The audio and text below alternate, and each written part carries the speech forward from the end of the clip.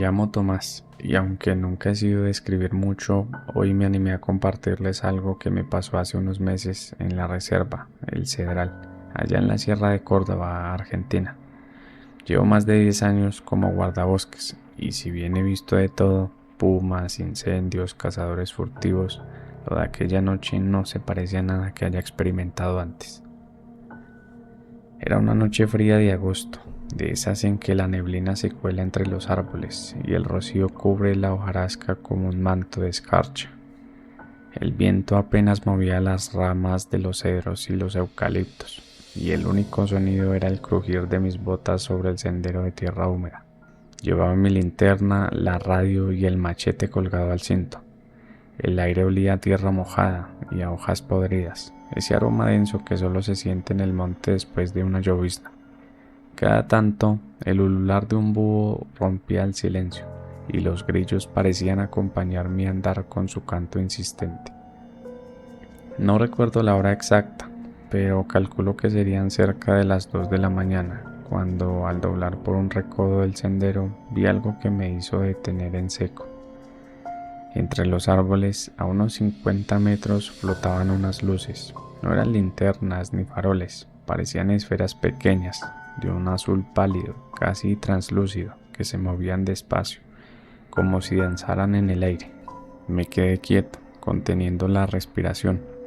El corazón me latía fuerte en el pecho. Pensé que podía ser algún bromista, pero el brillo de esas luces era distinto, casi etéreo. No iluminaban el suelo ni proyectaban sombras, simplemente flotaban, deslizándose entre las ramas bajas. Fue entonces cuando las escuché, voces, susurros que venían de todas partes y de ninguna. No era español, ni quechua, ni guaraní, ni ningún otro idioma que yo conociera.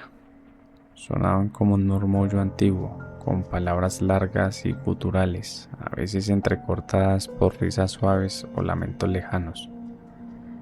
Sentí un escalofrío recorrerme la espalda, el aire se volvió más frío y la niebla empezó a espesarse alrededor de las luces. El olor a tierra se mezcló con un perfume dulce, como de flores silvestres recién cortadas, pero también había un dejo amargo, como de madera quemada. No sé si fue la costumbre o la terquedad, pero di un paso adelante. La linterna empezó a fallar, parpadeando como si las pilas estuvieran muriendo. Apreté el mango del machete y seguí avanzando, despacio, con el corazón en la boca. Las luces se movieron más rápido, alejándose entre los árboles. Las voces aumentaron de volumen y por un instante sentí que me llamaban por mi nombre, aunque no era mi voz la que escuchaba, sino algo más profundo, como si resonaran mis huesos. Me agaché detrás de un tronco caído y observé. Las esferas se agruparon en círculo, flotando a poca altura del suelo. En el centro la niebla se arremolinó y tomó la forma de una sombra alta, delgada, con brazos larguísimos y una cabeza sin rostro, solo un vacío oscuro. La sombra se movió despacio, como si flotara. Sentí que me miraba. De repente las luces se apagaron todas al mismo tiempo y el silencio fue absoluto. Ni grillos, ni búhos, ni viento. Solo mi respiración agitada y el latido acelerado de mi corazón. Intenté levantarme, pero las piernas no me respondían. El frío era tan intenso que sentí que me congelaba por dentro. La sombra se acercó y aunque quise gritar, no pude. Las voces regresaron más fuertes, repitiendo una y otra vez esa lengua extraña. Entonces la sombra se detuvo a menos de 2 metros de mí. Extendió uno de sus brazos y sentí una presión en el pecho, como si me apretaran el corazón con una mano helada. Cerré los ojos, convencido de que ahí terminaba todo. No sé cuánto tiempo pasó. Cuando abrí los ojos, la sombra había desaparecido y las luces también. El bosque estaba igual de oscuro, pero el canto de los grillos y el ulular lejano de un búho habían vuelto, como si nada hubiera pasado. El aire seguía frío, pero ya no sentía esa presión en el pecho.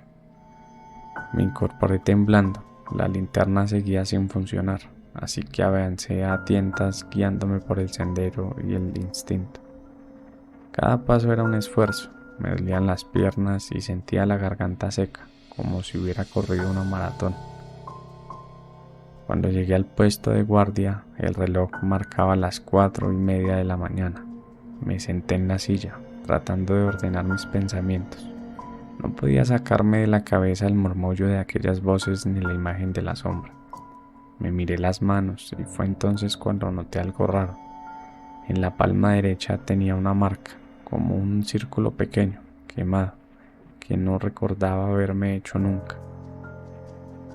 Al día siguiente intenté convencerme de que todo había sido un sueño, una alucinación por el cansancio o el frío, pero la marca seguía ahí y el recuerdo de las luces y las voces era demasiado vivido. Hablé con don Ernesto, el guardabosques más viejo de la reserva. Me miró en silencio mientras le contaba y cuando terminé se persignó. No sos el primero que ve esas luces, Tommy, me dijo en voz baja. Hace años un peón vio algo parecido y se fue del monte para no volver nunca más.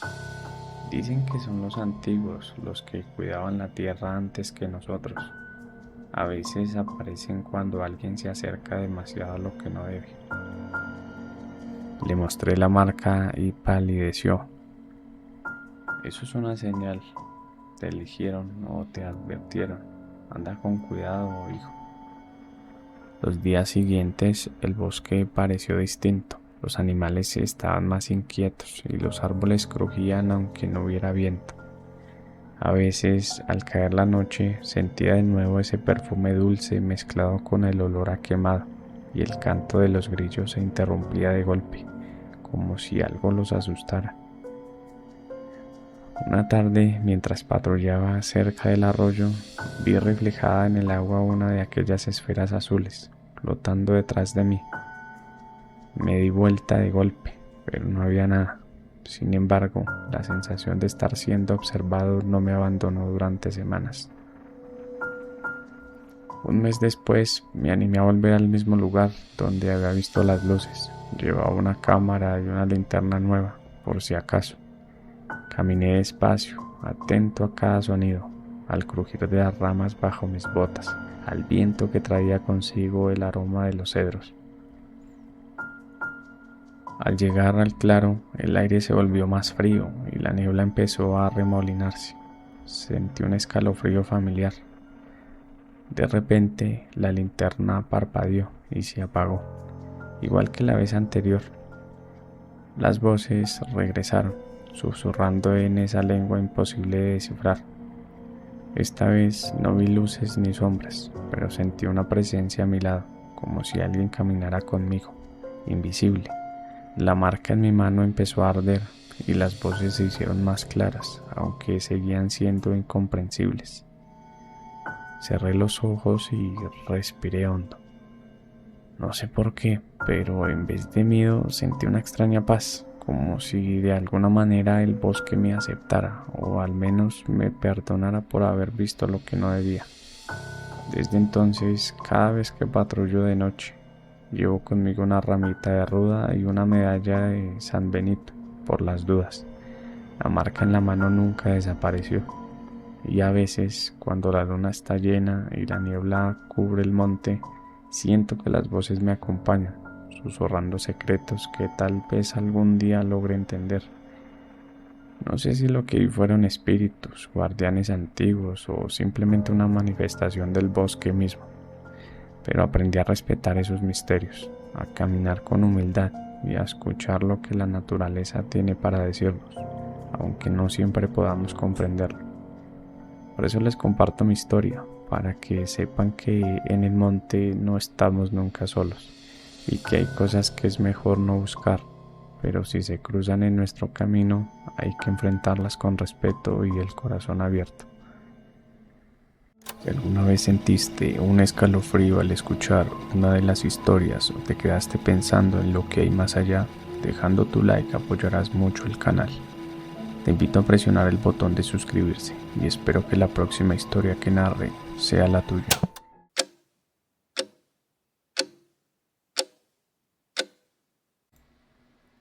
El camión rechinó al frenar en la plaza principal de San Isidro del Monte, un pueblo enclavado entre cerros verdes y neblina persistente. El aire olía a tierra mojada, a leña y a café recién colado.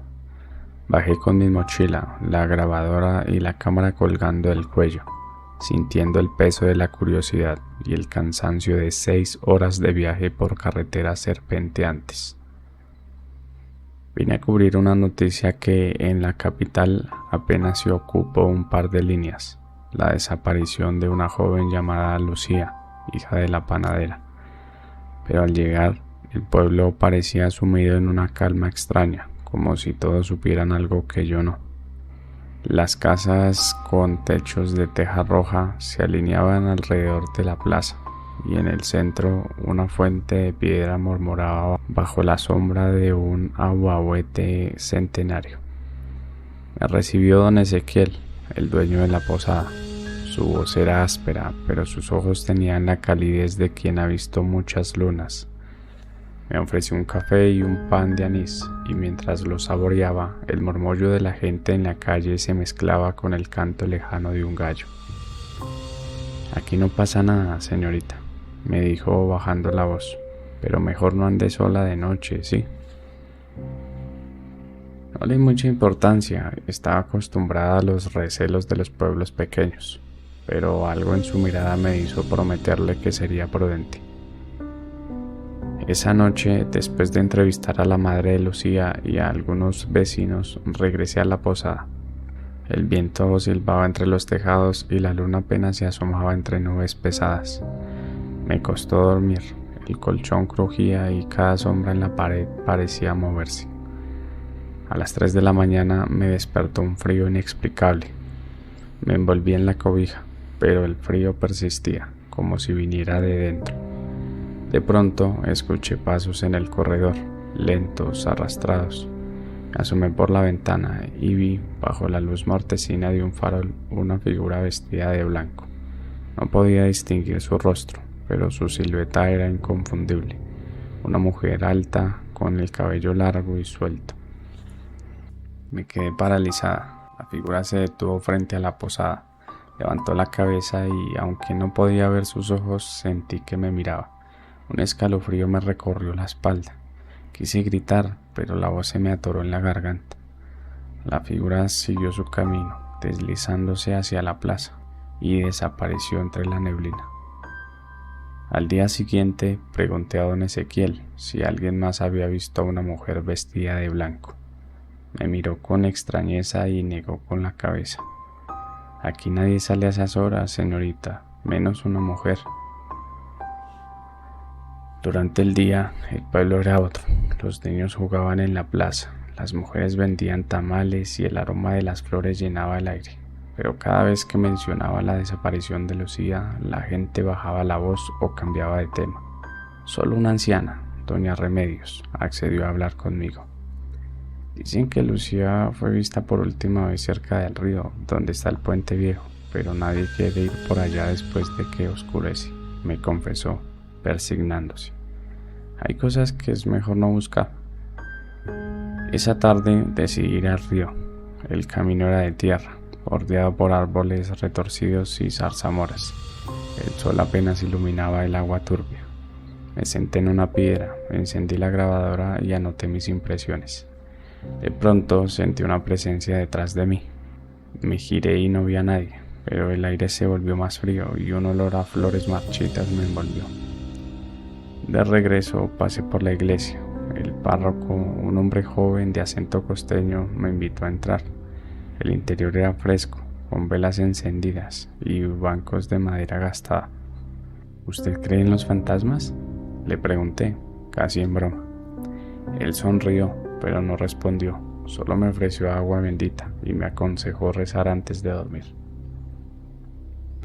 Esa noche el sueño me venció temprano, pero cerca de la medianoche el frío regresó, más intenso que antes.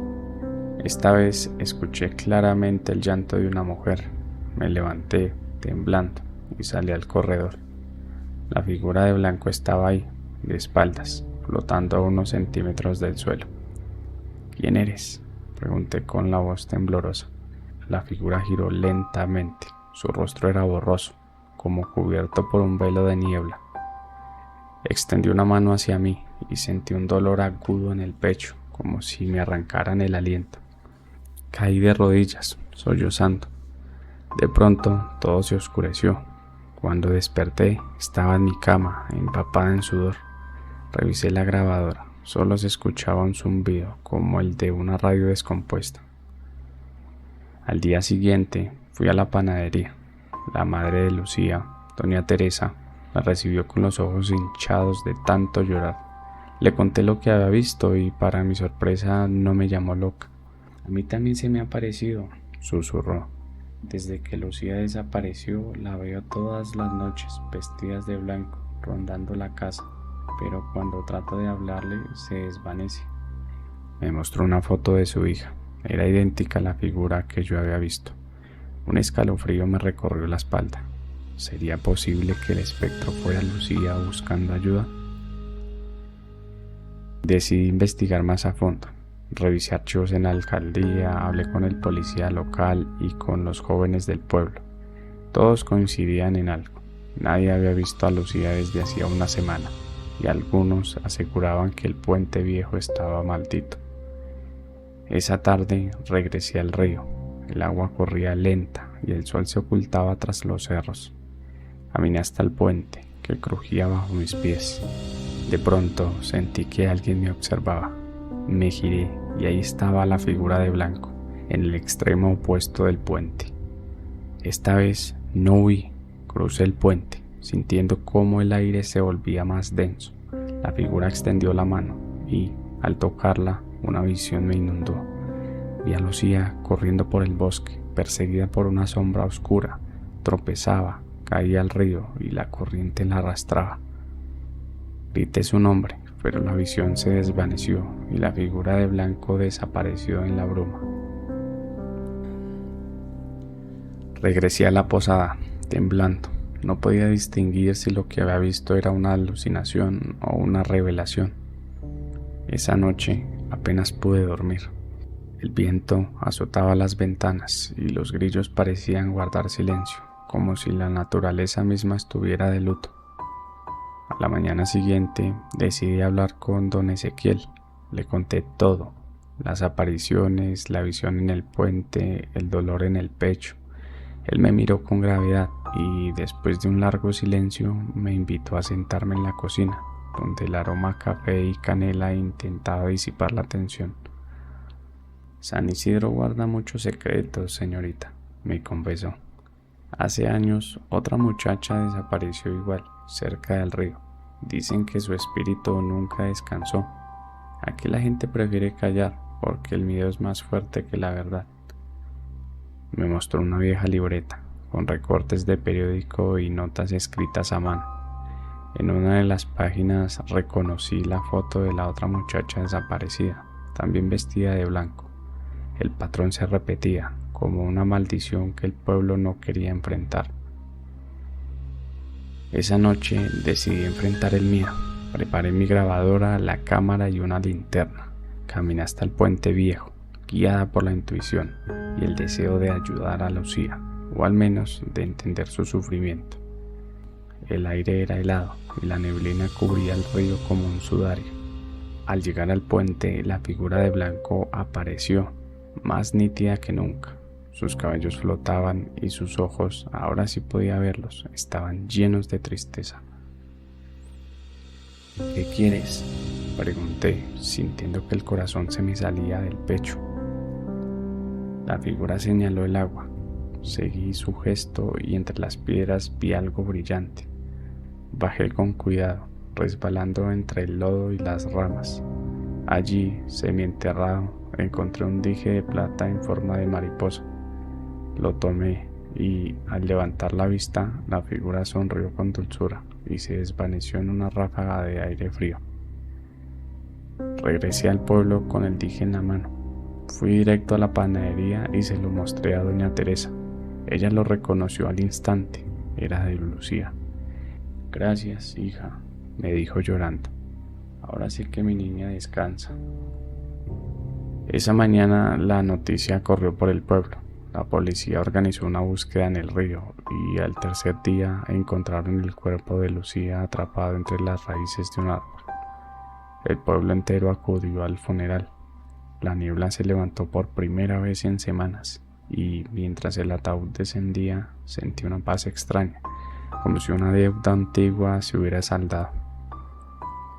Antes de irme pasé una última vez por el puente.